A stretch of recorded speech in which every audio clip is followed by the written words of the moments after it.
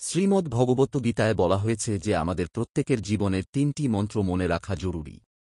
এই ৩টি মন্ত্র হল: ১. খুব আনন্দের সময় কাউকে কোনো প্রতিশ্রুতি দিও না। ২. খুব রেগে গিয়ে কাউকে কোনো উত্তর দিও না।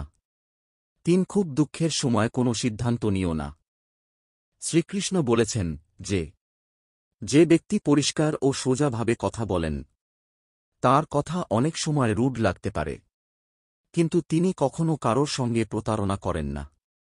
অনেক সময় আমরা জীবনের কোনো বড় সমস্যা থেকে এমনভাবে বেরিয়ে আসি যেন কেউ আড়ালে থেকে আমাদের সাহায্য করছে। এই অদৃশ্য শক্তিও হল ভগবান। শ্রীকৃষ্ণ গীতায় বলেছেন যে রাগ খারাপ, কিন্তু যেখানে রাগ দেখানো দরকার সেখানে রাগ দেখানো উচিত। না হলে যারা খারাপ কাজ করছে তারা কখনো বুঝবে না যে এটা তাদের করা উচিত নয়। তুমি রাগ না দেখালে তারা সব সময় অন্যায় করেই যাবে। গীতায় বলা আছে যে সত্যি কখনও দাবি করে না যে আমি সত্যি, কারণ সত্যি সবসময়ই সত্যি, কিন্তু যা মিথ্যে তা সব সময়ই নিজেকে সত্যি বলে দাবি করে। কখনও সবাই ভালো হয় না। যদি কোনো ভালো মানুষ মনে করেন যে সবাই ভালো, তাহলে সেটা তার ভুল ধারণা। গীতায় শ্রীকৃষ্ণ বলেছেন আমাদের ভাগ্য আমাদের অতীত কর্মের ফল।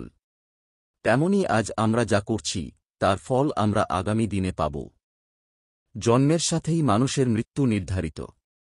তাই নিজের কর্ম করো যা অনিবার্য, তার জন্য দুঃখ করো না।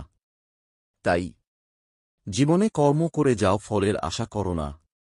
যা হয়েছে তা ভালোই হয়েছে, যা হচ্ছে তা ভালোই হচ্ছে, যা হবে তা ভালোই হবে। তাই ভবিষ্যতে কি হবে তাই নিয়ে ভেবে লাভ নেই, বর্তমান নিয়ে পরম আনন্দে বাঁচতে শেখ। সর্বদা মনে রাখবে জীবনে যত কঠিন পরিস্থিতি মধ্যে দিয়ে যাবে তোমার ব্যক্তিত্ব ততই প্রখর হবে।